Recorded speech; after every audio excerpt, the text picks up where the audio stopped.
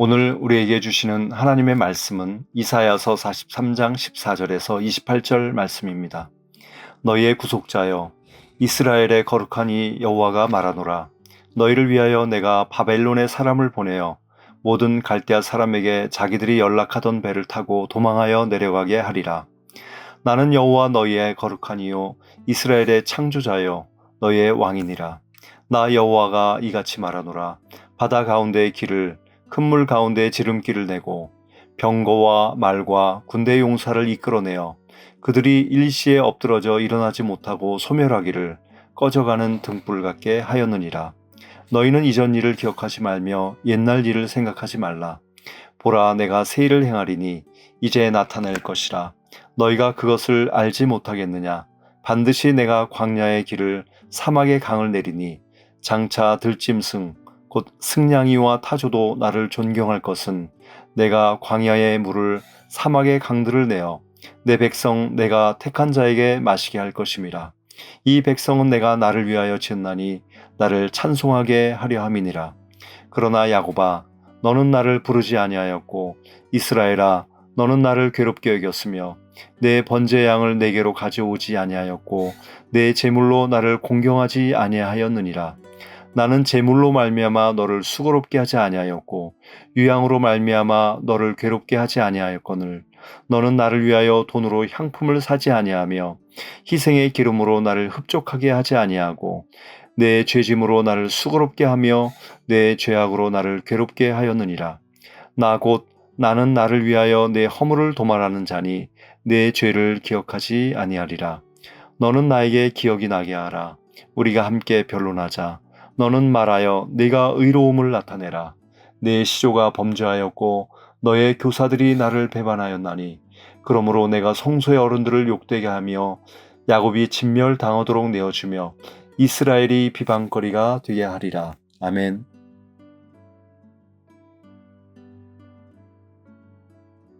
오늘 함께 나눌 말씀은 포로된 이스라엘 백성에게 주시는 회복의 선언이자 동시에 영적 각성을 촉구하는 말씀입니다.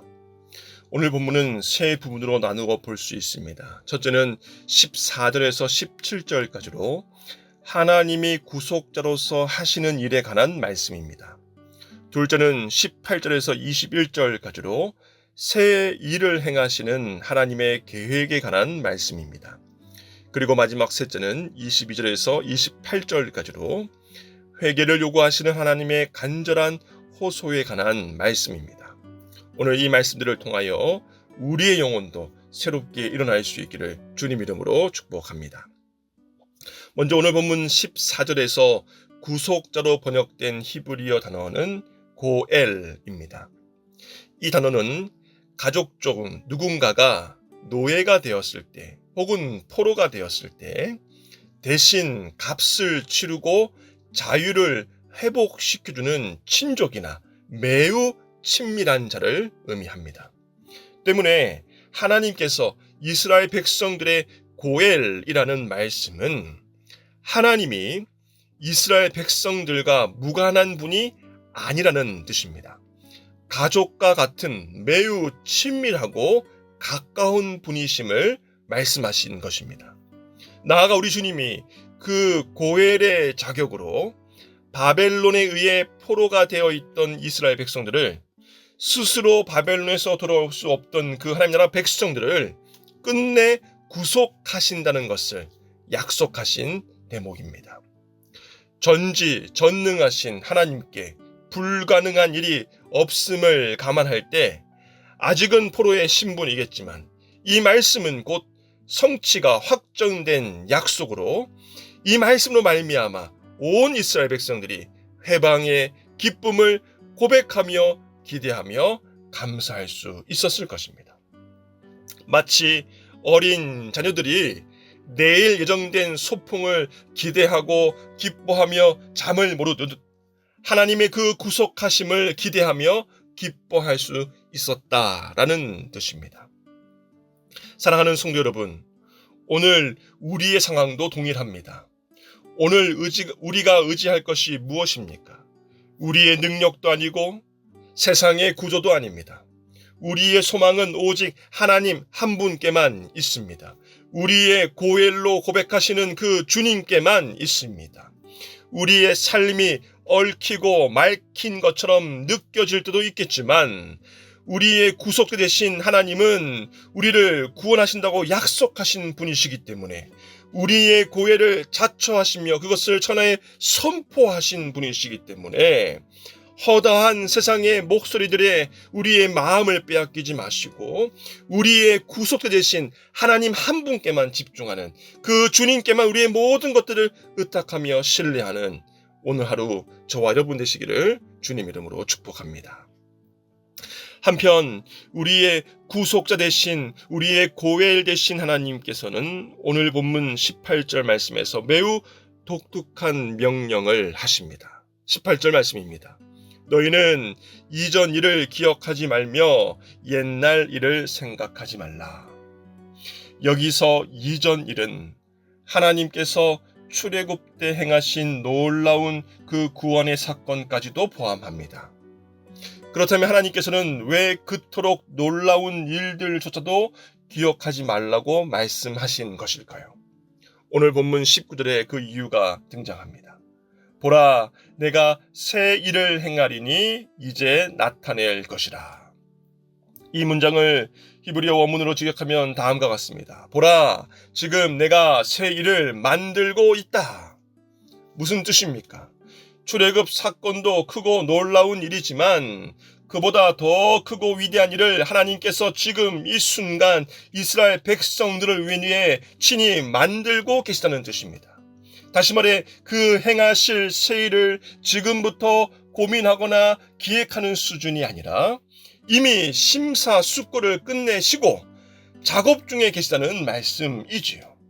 나아가 이스라엘 백성들이 현재 처한 그 포로의 상황마저도 하나님께서 행하시는 그 새 일과 전혀 무관하지 않다는 뜻이기도 합니다.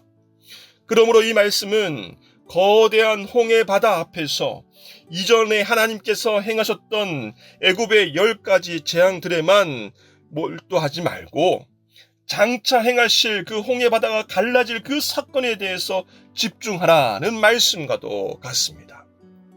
이제 곧 하나님 정하신 이 밤 시간이 지나면 하나님께서 그 홍해 바다를 통해 이스라엘 백성들에게 보여주실 큰 일이 있으니 그 일에 집중하며 하나님의 뜻을 구하라는 명령인 셈입니다. 사랑하는 소문가족 여러분, 하나님은 언제나 현재 속에서 새로운 일, 새로운 은혜, 새로운 길을 여시는 분이십니다. 우리를 위해 강야의 길을, 사막의 강을 내시는 분이십니다. 절망의 땅에서도 생명을 회복시키시는 은혜와 역사의 주인이십니다. 그러니 성도는 언제나 하나님께서 장차 행하실 역사와 기적들에 기대하며 또 기도해야 합니다. 혹여나 여전히 우리 삶의 광야 같은 상황으로 말미암아 고민하거나 염려하고 계시는 분이 있으십니까? 무의미한 일상, 메마른 감정, 반복되는 후회로 광야와 같은 마음으로 과거에만 얽매여 계신 분들이 없으십니까? 오늘 말씀을 기억하시기 바랍니다. 하나님은 오늘도 여러분을 위해, 여러분만을 위한 그 새 일을 만들고 계십니다. 바벨론에서의 해방된 역사도 크고 놀라운 사건이었지만 그 과거에만 얽매여 이 땅에 오신 우리 주 예수 그리스도를 기대하지 못하고 환대하지 못하였던 그 백성들의 모습, 얼마나 안타까운 모습이었습니까? 동일하게 이 땅에 오신 우리 주님의 그 십자가 사건에만 얽매여서 혹은 나의 과거 어느 순간에 영광스럽고 은혜가 충만하였던 그 순간에만 우리가 매몰되어서 장차 다시 오시겠다고 약속하신 우리 주 예수 그리스도의 다시 오심을 기대하지 못하고 환대하지 못한다면 이 또한 참으로 안타까운 모습이 아닐 수 없습니다. 때문에 하나님 나라의 백성들은 결단코 과거에 묶여 있을 수 없습니다. 실패도 상처도 심지어 과거의 영광도 오늘의 걸림돌이 되어서는 안 된다는 뜻입니다. 내가 지금 너를 위해 새로운 일을 시작하고 있다는 오늘 이 아침의 말씀을 기억하며 오늘도 각자의 처소에서 다시 일어서시고 또 한 걸음씩 전진해 나아갈 수 있는 저와 여러분 되시기를 주님의 이름으로 축복합니다. 끝으로 우리의 구속자이신 하나님의 새 일은 단순한 회복의 약속으로만 끝나지 않습니다. 이 거룩한 새 일을 위해 우리가 반드시 정돈해야 하는 문제들을 알려주십니다. 바로 우리의 영적 상태입니다. 오늘 본문에서 하나님께서는 22절부터 이스라엘의 영적 상태를 하나하나 고발하십니다. 야곱아, 너는 나를 부르지 아니하였고 너는 번제물로 나를 공경하지 아니하였으며 도리어 내게 죄를 가져왔고 내게 불의를 주었느니라. 하나님은 이스라엘 백성들의 무관심한 예배, 형식적인 제사, 진심 없는 신앙생활을 책망하십니다. 그러나 기억하시기 바랍니다. 하나님의 이 책망은 결단코 우리를 정죄하시기 위함만이 아니시라는 점입니다. 오히려 우리로 하여금 회개와 영원한 회복의 주인공 삼기 위하심이었습니다. 25절 말씀입니다. 나는 나를 위하여 내 허물을 도말하는 자니. 여기서 도말하다는 히브리어 단어는 마하인데 지워 없애다, 흔적도 남기지 않다는 뜻입니다. 무슨 뜻입니까? 하나님께서 우리의 영적 상태를 고발하시고 책망하시지만 이 고발과 책망하시는 작업을 통하여서 우리가 회개할 때 회복해 하심으로 말미암아 우리의 모든 죄들을 지워 없애신다는 뜻입니다. 흔적도 남기지 않으신다는 뜻이죠. 다시 말해 우리의 죄를 기억하지 않으신다는 뜻입니다.